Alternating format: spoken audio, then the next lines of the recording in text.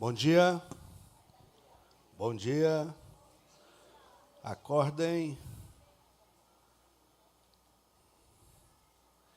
Que bênção, irmãos.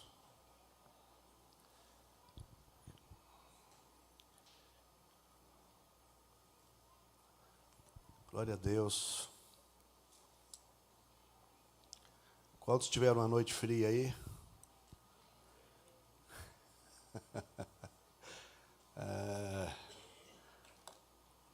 Está sendo bom, hein? As noites aí têm sido bênção. Glória a Deus. Abra sua Bíblia, por favor. Tiago 5,17. Aleluias. Tiago 5,17.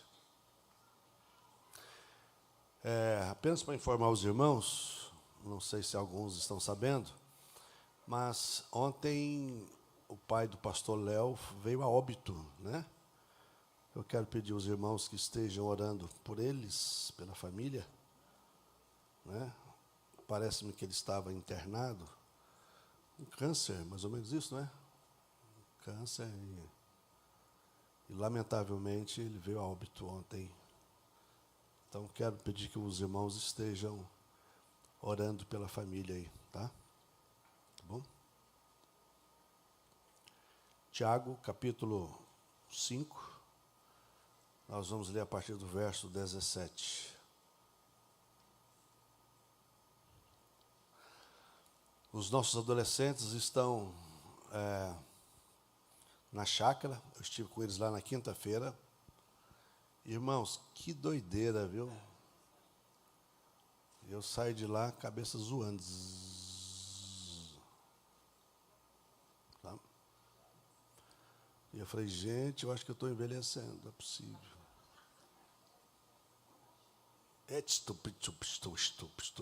E o som para tudo quanto é lado. E os meninos não cansam, irmãos. É luz para lá, luz para cá, você vai dando vertigem, você vai dando labirintite. Você está de brincadeira. E um frio da gota, e os meninos nem tchum. Aí você tem que aguentar firme, né? Senão. Ué, pastor, você está com frio? Ué, mas como é que não está com frio no meio do mato? Olha, que festona lá, viu? E isso foi quinta, hein, irmãos? Primeiro dia. Os pastores, coitados, os obreiros que estão lá, estão assim, ó. Um já me pediu uma semana de folga já.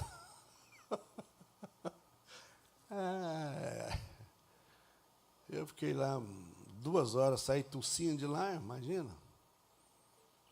Tá. Mas, ó, que benção, viu? Ninguém usa celular lá. E aí você já viu, né? Se não usar celular, aí é conversa o tempo todo, irmãos. Que benção, muito bom.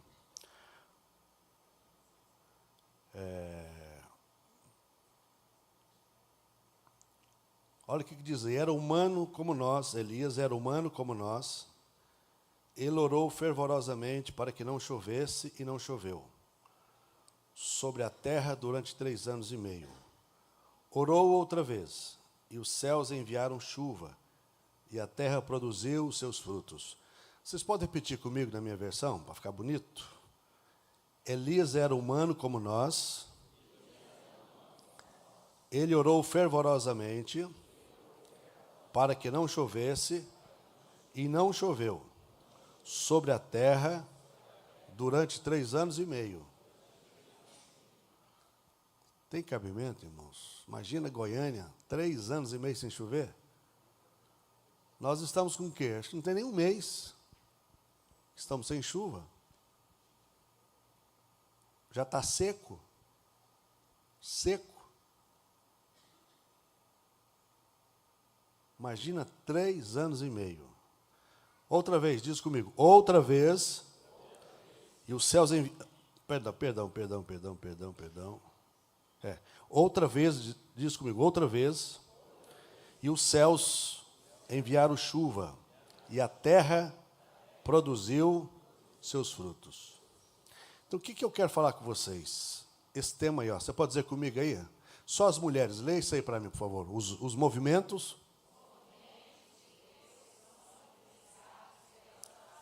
Isso. Mais uma vez, as mulheres.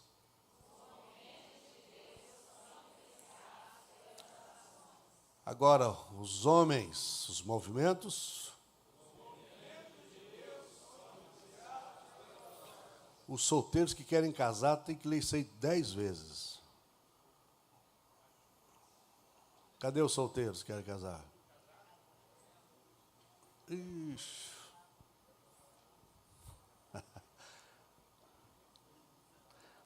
Presta bem atenção, irmãos, olha bem.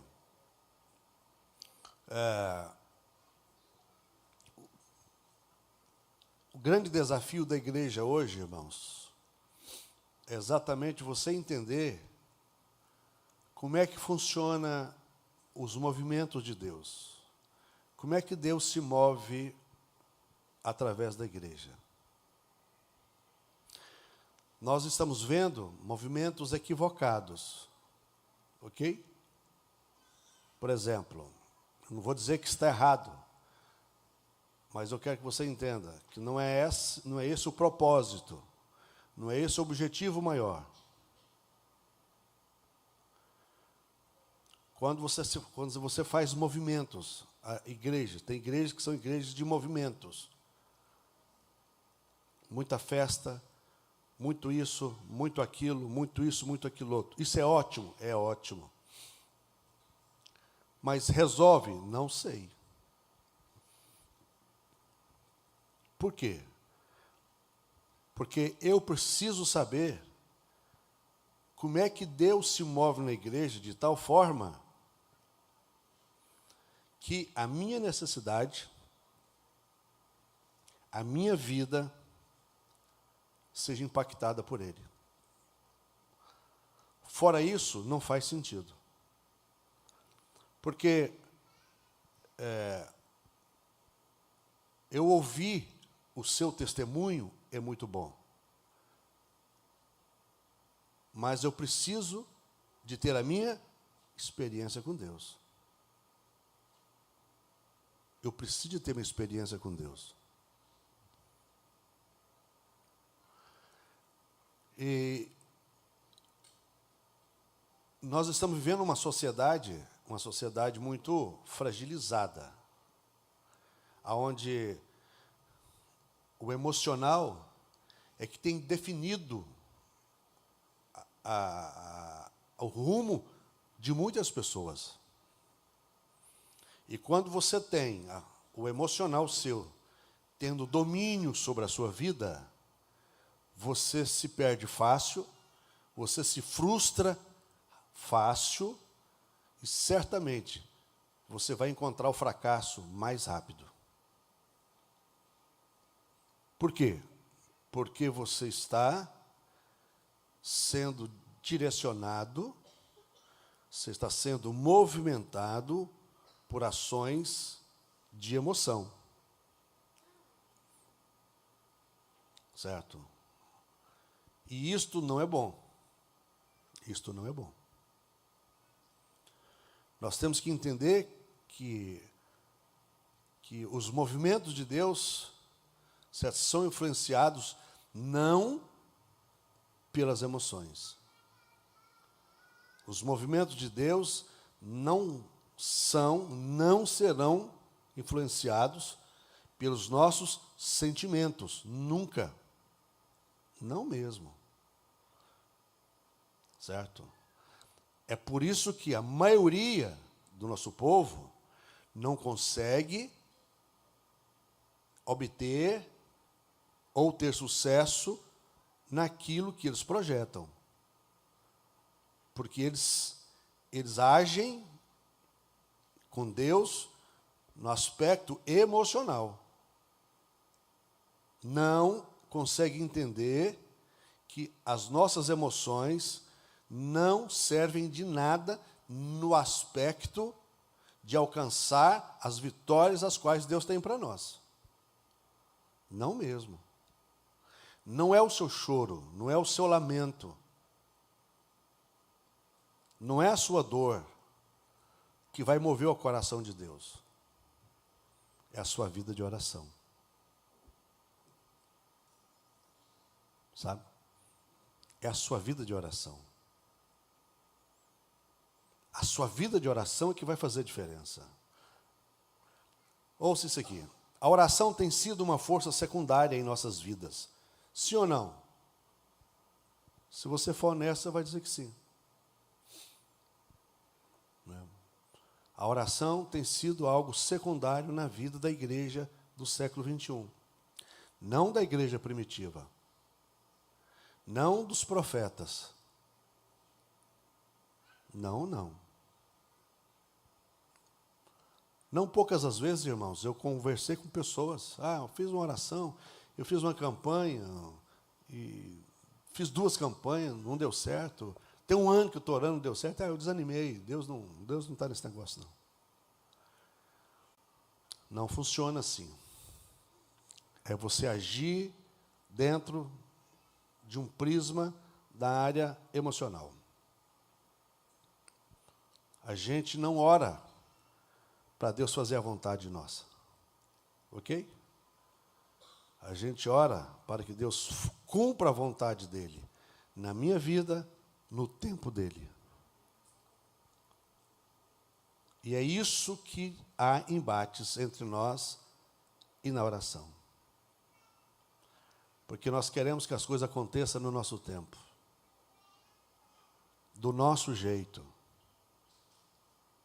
E às vezes Deus não faz isso. Em via de regra, Deus nunca faz isso. Porque Deus sabe o que é melhor para mim, olha. É por isso que hoje as pessoas estão tendo sérios problemas, em conflitos na igreja, conflitos familiares, porque eles não entendem. Eles agem tudo pelo lado emocional. De repente, ele não sabe que surgiu um problema aqui com você não consegue perceber que esse problema vai te levar à grande vitória, e você entende que você está sendo maltratado, você está sendo traído, você está sendo esculhambado, e você pega por essa linha, por esse viés de pensamento, e você adoece e não consegue ver a grandeza daquilo que Deus tinha para você.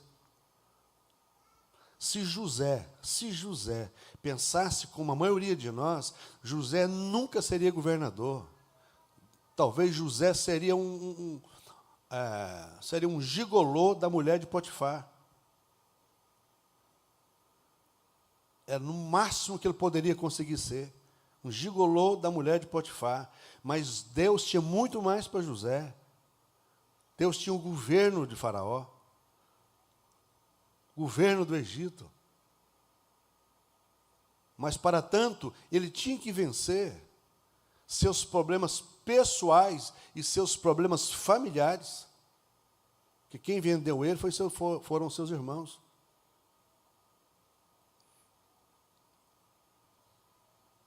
Então, os movimentos de Deus são influenciados, se você for entender isso, biblicamente falando, eu vou te dar aqui alguns exemplos, você vai entender que são influenciados e podem ser influenciados. A oração tem sido uma força secundária em nossas vidas, eu disse. Por isso, a razão de muitos fracassos. Muitos fracassos. Certo? Qual a necessidade de Deus? Se é que Deus tem alguma necessidade? Fala para mim. Mas podemos dizer que a maior necessidade de Deus, sabe qual é? Homens e mulheres que oram. Essa é a maior necessidade de Deus. De homens e mulheres que oram. Porque a única forma que Deus tem de mudar esse mundo é através da minha vida, através da sua vida. Mas eu e você estando o quê? Nas mãos dele. Senão, não faz sentido. Certo? Sem oração, nada do que Deus fará se tornará realidade. Nada, absolutamente nada. Sem oração, nada do que Deus fará se tornará realidade. Sabe, eu tenho observado que muitas coisas nós temos deixado de alcançar. Muitos lugares grandes que Deus gostaria que eu estivesse, que você estivesse. Seria lugar nosso, mas nós deixamos de estar lá, porque nós deixamos de orar como nós deveríamos orar. E qual o resultado disso? Quando eu deixo de orar como eu deveria orar, eu deixo de confiar nele, eu passo a confiar no homem. Então, eu vou fazer aquilo que eu deveria fazer com Deus, eu vou fazer com as pessoas. Eu vou bajular fulano, eu vou tentar agradar fulano, eu vou tentar fazer isso, aquilo outro, por fulano, beltrano, coisa que eu deveria fazer com ele, para ele. Porque é ele que define todas as coisas, irmãos. É na mão dele que está todo o poder. Parece que a gente não entende isso, um negócio tão fácil. Que dificuldade a gente tem para entender? Por que não gastarmos mais tempo com ele? E por que ficarmos gastando tanto tempo atrás de pessoas que jamais vai resolver o nosso problema? Ou se resolver, vai ter que negociar com a gente de forma equivocada. Talvez vai ter que fazer com que o seu caráter seja distorcido. Olha bem, Elias trancou os céus, eu coloquei aqui, por 3 anos e meio. E sabe o que ele fez? Ele pegou a chave e colocou no bolso. Ele trancou o céu por 3 anos e meio. De que forma que ele fez isso? Não vai chover, segundo a minha palavra. Trancou, pôs a chave no bolso e foi andar. Choveu antes disso? Não. Trovejou? Também não. Quando é que choveu? Quando ele novamente voltou e orou. Agora vai chover. Aí o cara fala assim, o assessor dele, olha, chefe, pela 7ª vez está vendo lá uma mãozinha de tamanho da mão de um homem. Eu falei assim, então, corra. Avisa para Acabe, corre, senão a chuva vai pegar ele. E choveu. Então, o movimento de Deus é influenciado, sim, pela oração. Sim ou não? Sim, ora. Carlos, foi essa semana que você me ligou? Carlos está aqui, membro aqui da igreja, me ligou essa semana, um problema precisava ser resolvido da esposa dele que está do lado dele. Falou, pastor, vamos orar, está acontecendo um problema assim, assim, assim, assim. Falei, então, fala para ela começar a agradecer já, a vitória já é dela. Aí nós começamos a orar, acho que 2 dias depois ele me ligou, pastor, o negócio lá deu certo. Tinha tudo para dar errado. Então, o que acontece? O movimento de Deus é influenciado pela oração. É ora. Sem nem saber quem você é. O diabo vai, toca nela, ela levanta contra você, fica com raiva de você, atrapalha um negócio seu, fica irado com você de graça, você não sabe nem por que a pessoa está com raiva de você. Mas aí, a oração vem, muda as coisas. Muda. Certo? Então, Elias fez isso. Ele trancou o céu por 3 anos e meio e guardou a chave no bolso. E ninguém ousou fazer nada. Não tinha jeito de fazer nada mais. Olha que coisa interessante. M. Bondes, um pregador do século XX, ele fala o seguinte, Elias fez uma oração bem pequena em público, E foi. Elias não passou uma semana orando para o céu fechar, não. Ele não fez uma campanha para o céu fechar, não. Ele só olhou para o céu e disse, não vai chover, segundo a minha palavra. Só isso. Aí M. Bondes fala o seguinte, Elias fez uma oração bem pequena em público, diante de todo mundo, porque pessoas testemunharam, viram e escreveram o que ele falou. Esse autor disse que orações pequenas em público respondidas, olha bem, ele fala o seguinte, orações pequenas respondidas em público têm longa duração em secreto. Então, a oração do cara em público, rápida, tem por trás o quê? Longo período em secreto. Então, não é assim. O cara vai lá, libera uma palavra, as coisas acontecem. Tem por trás o quê? Depósito. Tem depósito de oração atrás. Certo? Você lembra, quando você pega os evangelhos, você vê como é que Jesus tratava as coisas? Como é que era, como é que Jesus fazia? Chegava endemoniado, ele está liberto. Alguém cego, veja. Paralítico, anda. Era assim que Jesus fazia.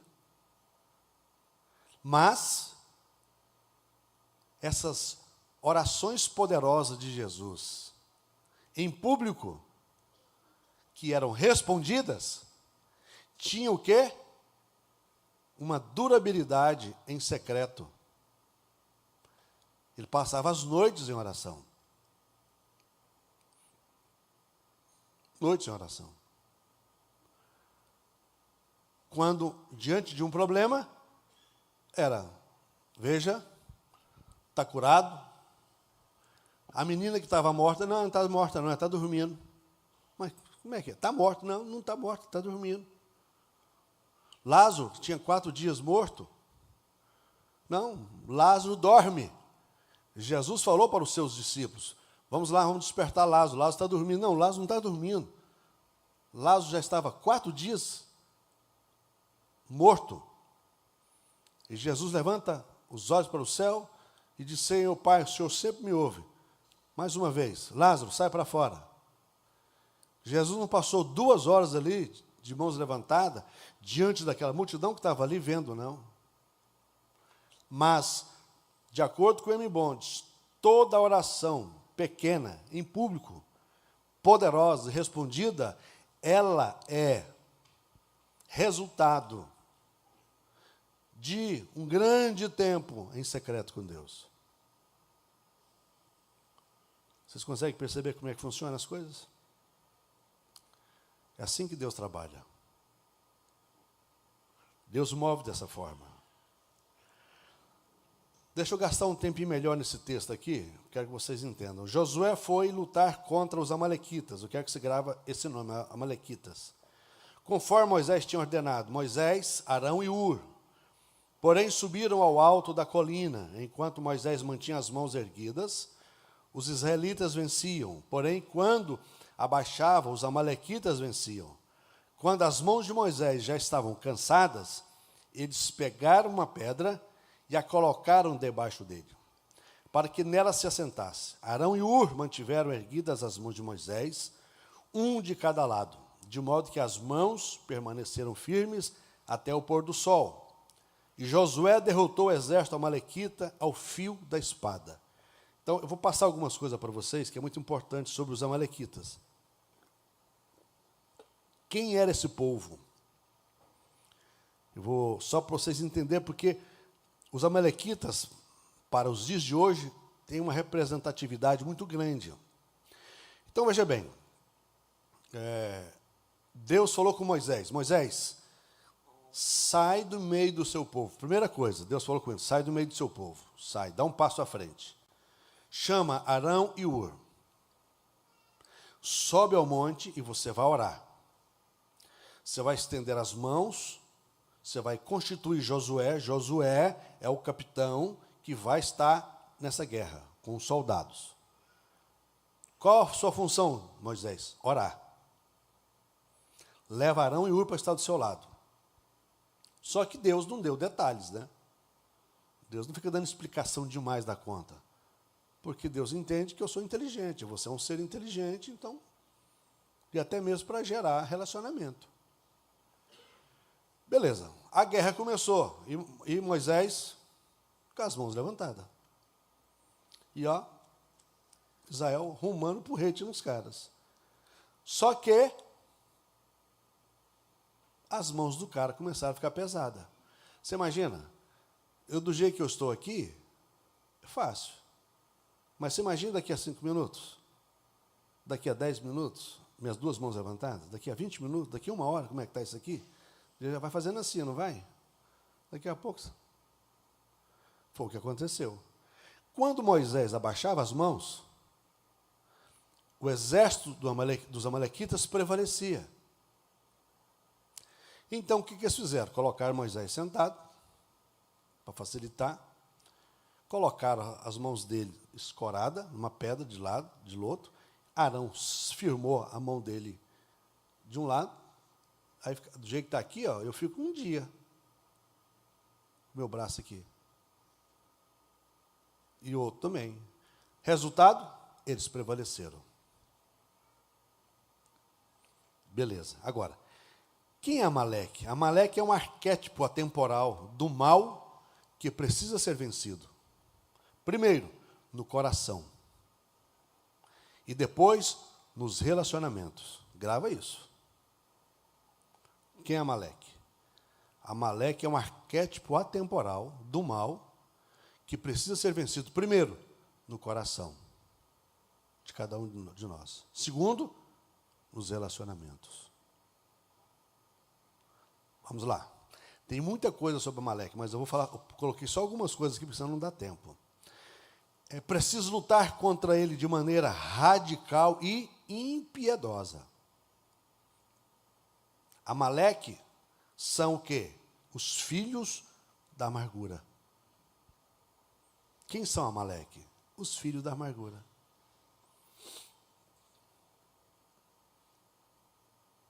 Os filhos da amargura.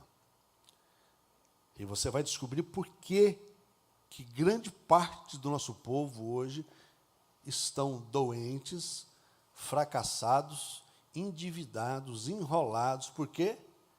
Porque os seus corações estão cheios de amargura. Amargura. Amaleque era filho de Elifaz, que era filho de Esaú. Portanto, quem era Amaleque? Bisneto de Isaac e tataraneto de Abraão. O cara tinha o quê? Pedigree. O cara tinha pedigree. Quem que era o tataraneto dele? Abraão. Quem era o bisavô dele? Isaac. Consegue entender isso? Agora, o que eles se tornaram, os amalequitas? Assassinos brutais, selvagens, ladrões. Eles roubavam tudo o que encontravam. Tudo que eles encontravam, eles roubavam. Amaleque representa uma energia destrutiva que infiltra na alma do ser humano. Por meio de quê? Da amargura. Por meio da amargura. E a amargura vai gerando orgulho e vai fazendo com que você se torne um crítico destrutivo. Então você vai se autodestruindo e destruindo relacionamentos interpessoais. Coloquei aqui, Amaleque hoje não é uma pessoa, mas uma mentalidade, uma maneira de pensar, um estilo de vida, uma capa, um manto. Então, quem é Amaleque hoje? É uma mentalidade. Porque os amalequitas, vou ler para vocês daqui a pouco, eles foram extirpados, eliminados. Toda a raça dos amalequitas. por ordem de Deus, Deus mandou eliminar todos os descendentes dos amalequitas. Que cada geração era pior do que a outra. Cada geração era mais nociva do que a outra. Então a ordem de Deus para Moisés é: elimine todos os amalequitas. Então Amaleque hoje se tornou o quê? Uma mentalidade. Mentalidade. Talvez você que está aqui agora nesse momento, você que está me vendo, vai me ver depois, está sendo autodestruído porque você está com essa mentalidade amalequita. Qual que é a mentalidade amalequita? Amargura. Seu coração está cheio de amargura. Ah, mas eu tenho razão. Ninguém tem razão para isso, irmãos. Ninguém tem razão. Você só não está entendendo o processo. José tinha razão para viver amargurado. Não deixou a amargura entrar no coração dele. Davi tinha razão para ser um homem amargurado. Ele não deixou a amargura entrar no coração dele, se tornou rei, o rei mais importante de Israel. José, um antitipo de Jesus, por causa do caráter ilibado dele, por causa da integridade do cara. O cara tinha razão para se tornar amargurado, cheio de ódio, raiva dos seus irmãos, e não permitiu isso. Pelo contrário, quando os irmãos procuram ele diz: olha, não foram vocês que me venderam, vocês estão enganados. Foi Deus que mandou na frente de vocês para a preservação de vocês. Olha a fala do cara. Então, veja bem, essa mentalidade amalequita, essa maneira de pensar, esse estilo de vida, você tem que vencer isso. O espírito de Amaleque se move pela amargura, e qualquer pessoa vencida pelo ressentimento é um candidato a se tornar uma amalequita. E se você se torna uma amalequita, você vai ser o quê? Extirpado. Pronto. Amaleque é a incorporação da amargura. E a amargura tem o poder de mudar a essência interior das pessoas.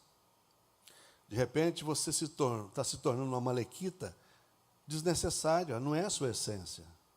Eu pergunto para você, qual era a razão de Esaú se tornar o que se tornou? A culpa foi dele, foi ele que vendeu seu direito de primogenitura. Ninguém tomou dele, ele que vendeu, ora.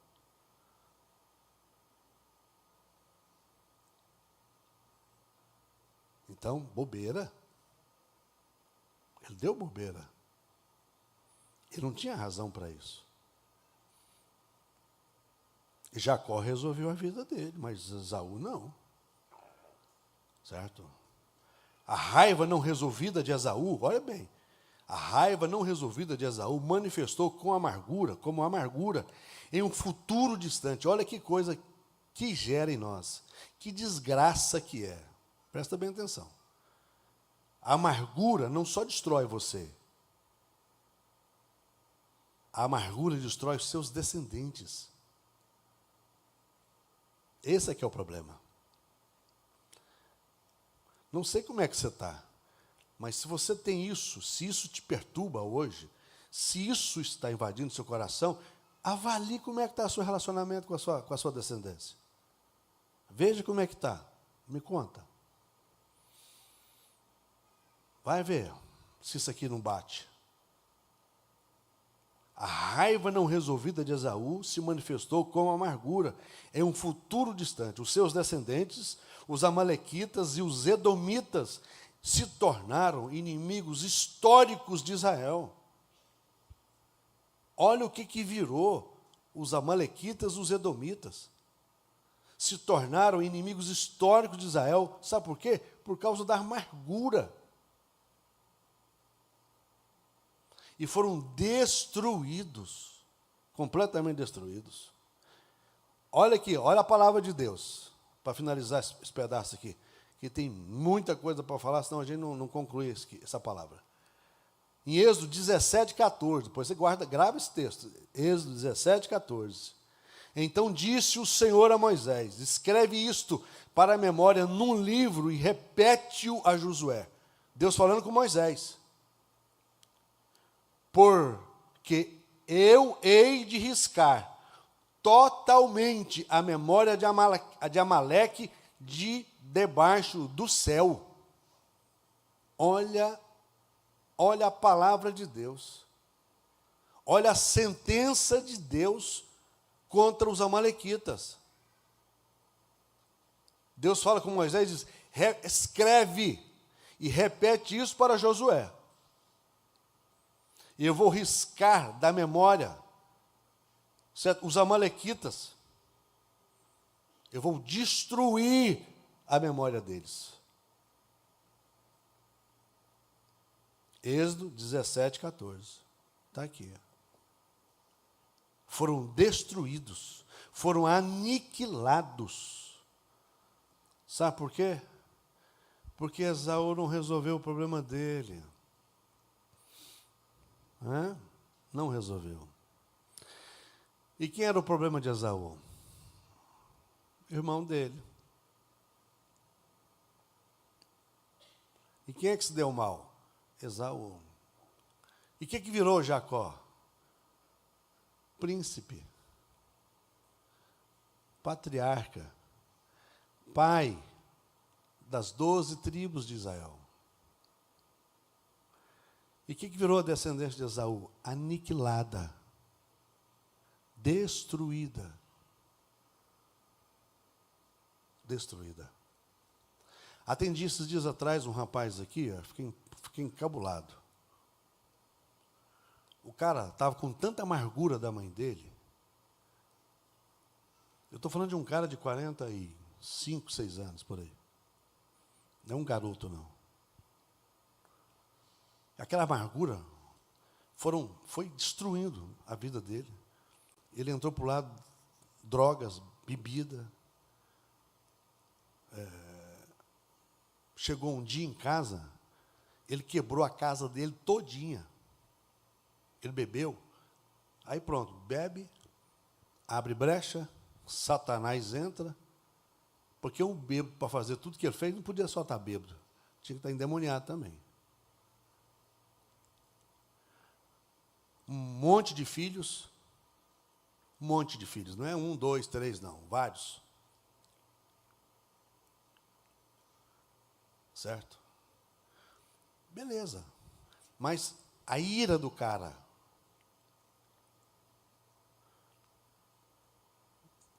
o cara está arrasado, completamente destruído, porque está com o coração cheio de amargura.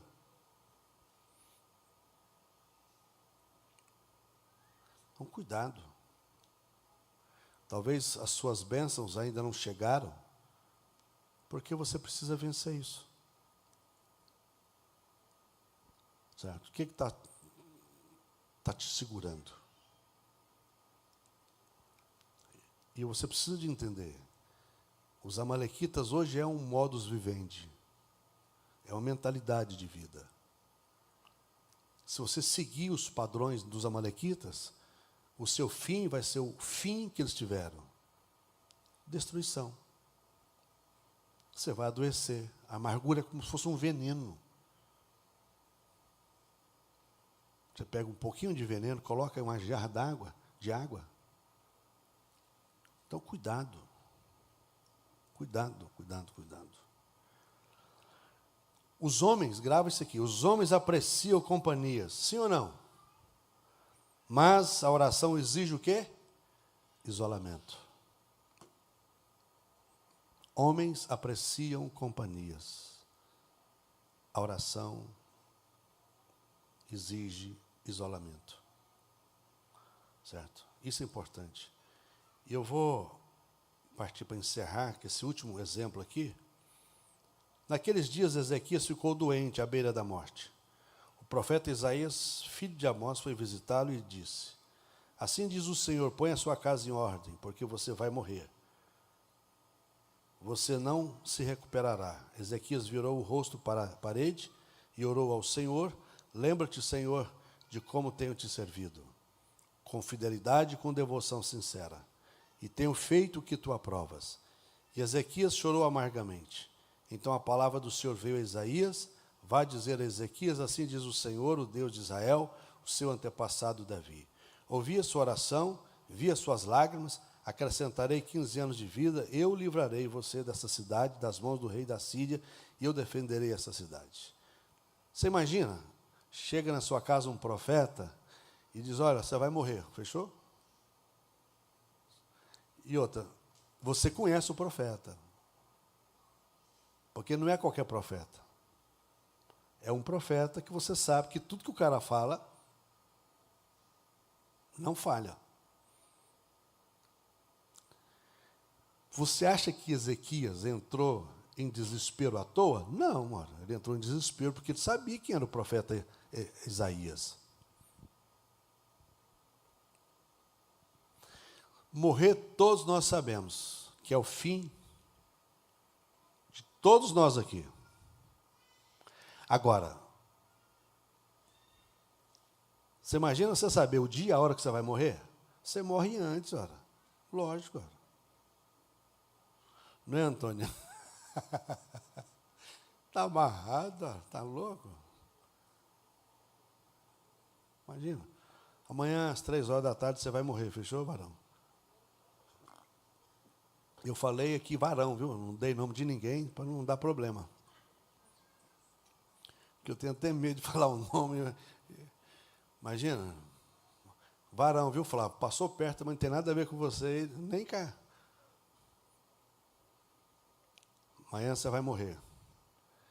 Aí, um dia eu falei isso para um camarada aqui: pastor, é bom demais saber que vai morar com Jesus. Eu falei: mas você quer morrer amanhã às 3 da tarde? Não, lógico que não, né? Então.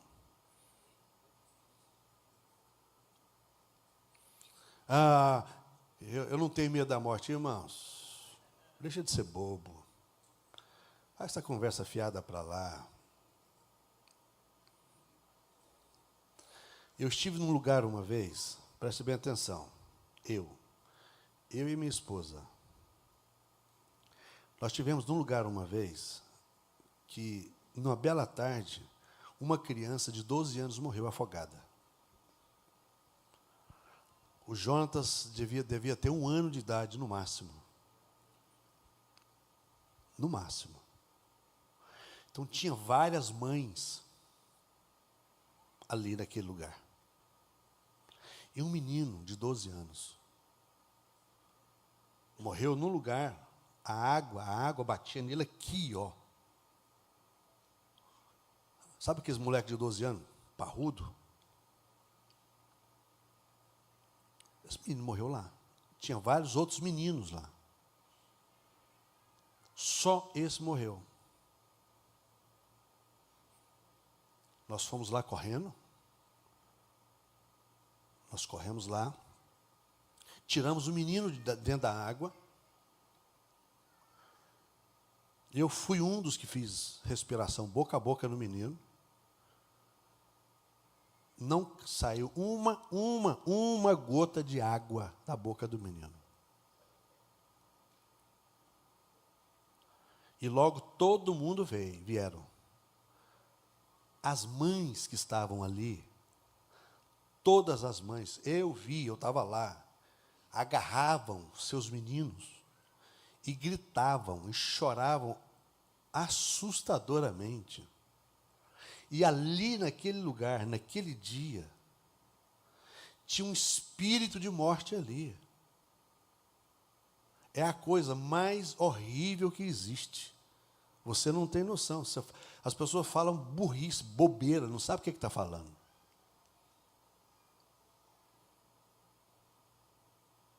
Então a morte estava ali, era nítido você ver. Por quê? Porque te dava um calafrio, um mal-estar, um pavor. Aí eles agarravam esse Jonatas. As outras mães davam aqueles meninos, urrava ali, e a mãe do menino E o pai do menino que estava ali, em cima do menino lá. E nós já tínhamos orado, e orado, e orado. Nós oramos, e nós oramos, e nós oramos, e oramos, e oramos, e resolveu nada. Nada. Então, a morte, o espírito da morte é um negócio horrendo, horrível. Você não tem noção o que é. Por isso que, em via de regra, grande parte das pessoas que contemplam a morte, elas entram em desespero. Elas entram em desespero. Certo? Então, quando o profeta chega na casa de Isaías e diz, olha, arruma a sua casa que você vai morrer. Ó, já era. E o cara liberou a palavra profética e vazou, foi embora. Mas o cara sai e o profeta ora. E o rei ora. E ele fala com Deus.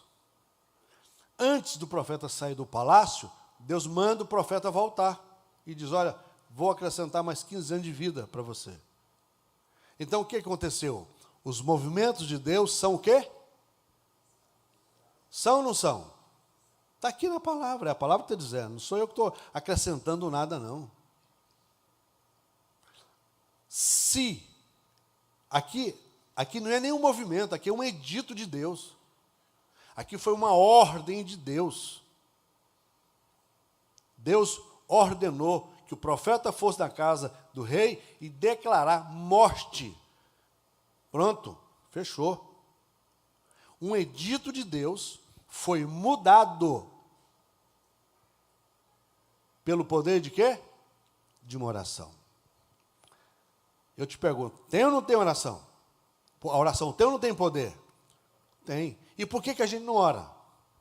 Porque o diabo sabe que a sua oração feita com graça, com clamor, com coração puro, não tem como dar errado.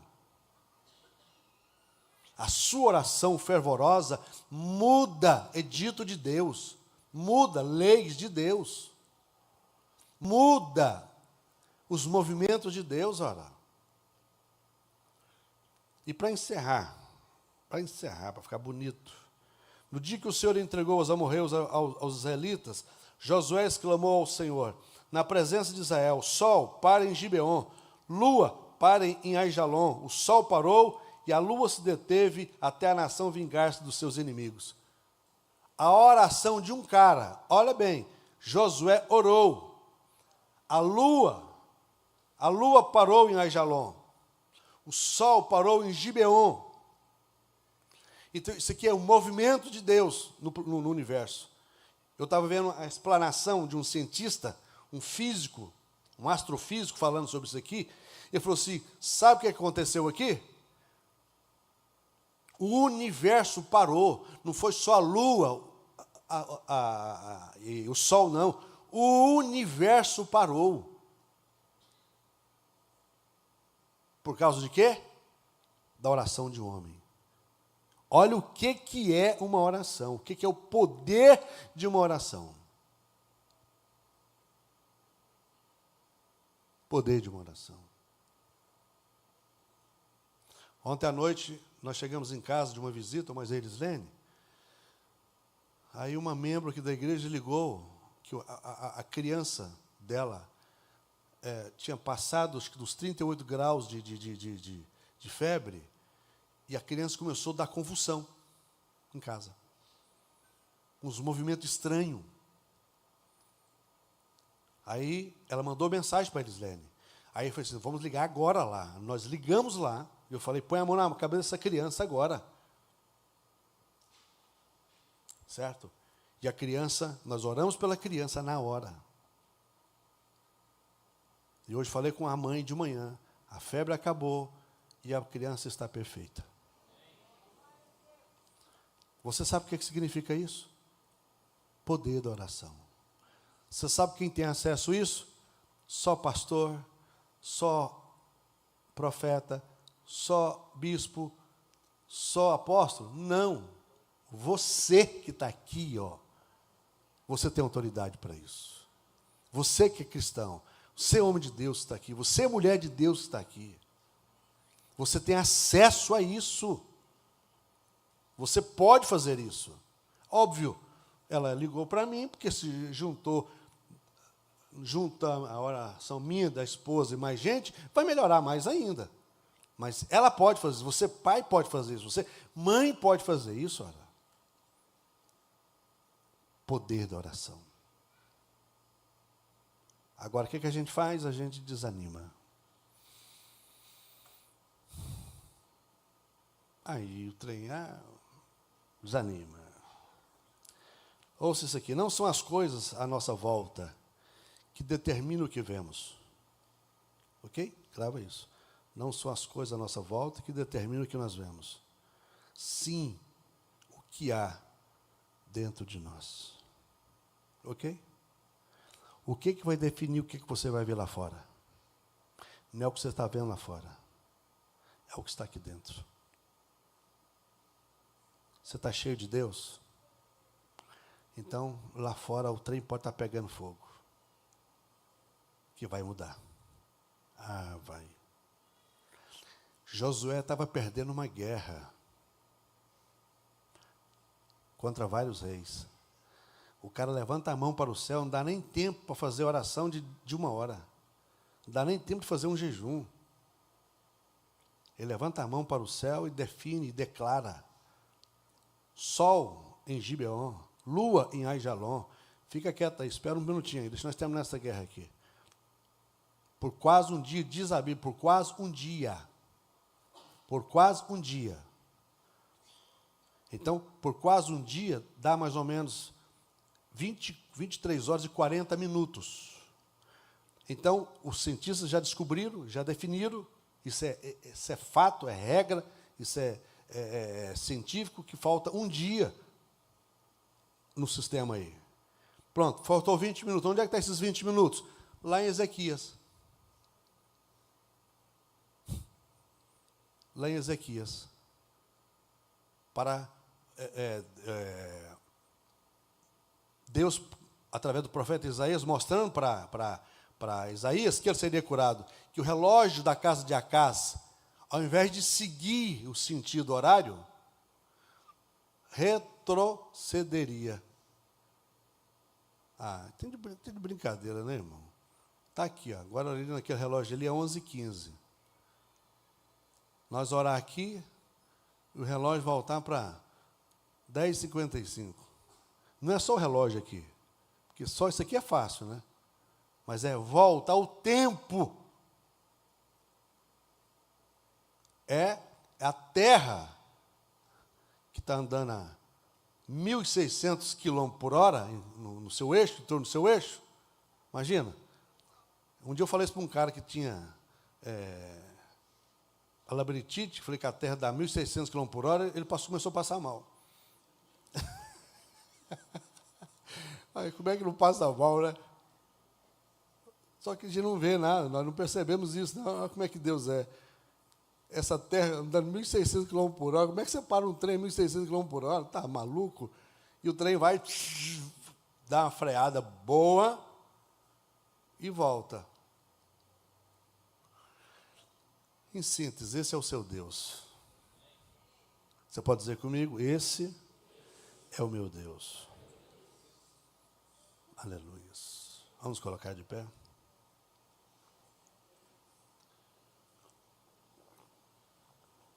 Então, quer que você saia daqui essa manhã cheio da graça de Deus, cheio da fé no Senhor Jesus. O que disseram para você que não tem jeito? Fala para mim.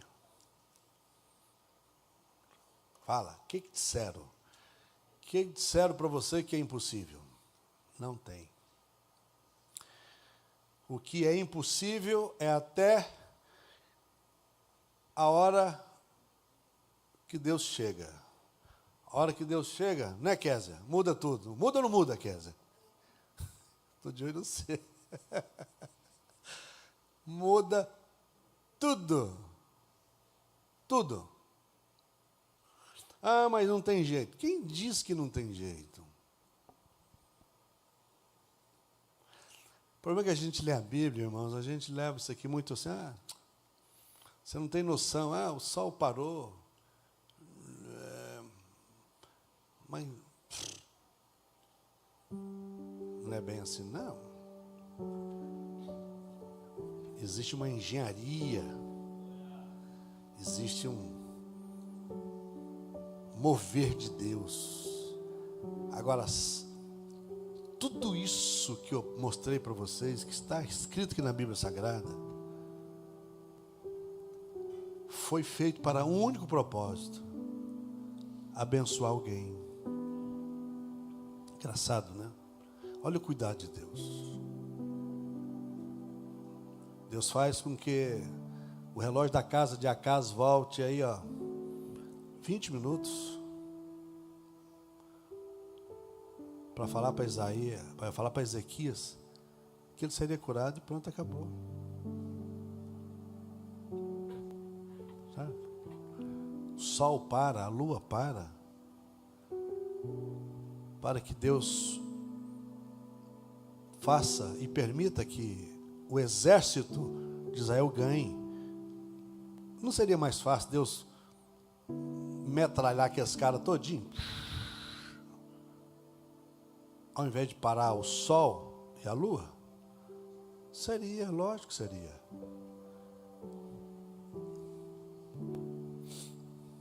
E tem um detalhe, nesse capítulo aqui, esses dias atrás eu estava lendo ele, eu estava rindo, lendo e rindo lá em casa. Os caras guerreando, e muito soldado inimigo, começaram a aparecer uns anjos, jogando pedra nos caras. Eu falei, tá de brincadeira. Hein, Marcão? E anjo atirador de pedra, estilingada. Só acertou os caras. E a Bíblia diz que morreram mais homens a pedrada do que pela espada. Eu falei, gente do céu, o que Deus faz por nós? Deus coloca estilingue na mão de anjo para acertar os caras não matarem o povo dele. Você que está aqui, Deus tem cuidado de você. Tem. Talvez você não tenha percebido, mas se Deus abrir os seus olhos espirituais, você vai descobrir que tem um monte de capeta aí doido para acertar você. E os anjos do Senhor só levando pancada, para você chegar aqui na igreja bem, voltar para sua casa bem, dormir bem. Esses dias atrás eu vi uma mulher que viveu anos no centro de Macumba. Anos. E ela vai e conhece Jesus. E o diabo fala para ela, se você me deixar, eu vou matar seu pai. Numa bela noite, o diabo vai lá e enforca o pai dela e mata o pai dela. Mas não tocou nela. E aquilo foi mais combustível para ela servir mais a Deus. Porque ela dizia e disseram para ela que os demônios tinham poder. Realmente. Mas ela descobriu alguém que tem mais poder do que os demônios. E ela disse, para aí, então eu vou servir ele, olha. Se tem alguém que tem mais poder do que o guia que eu sirvo, então eu não vou servir esse guia mais. Eu quero servir um guia mais forte. Ela foi para o guia chamado Jesus. Esse é o nosso guia. Fechou? Quem é seu santo? Jesus. Não é São João, tá bom? Não é São Pedro. É Jesus. Jesus. Você pode dizer comigo? Jesus. Ele é o nosso santo. É o que guarda, é o que protege, é o que nos livra, é o que cuida de nós. Pois a Bíblia diz que o guarda de Israel não dorme. Se o guarda de Israel não dorme, você está guardado, você está protegido, em nome de Jesus. Você pode aplaudir o Senhor?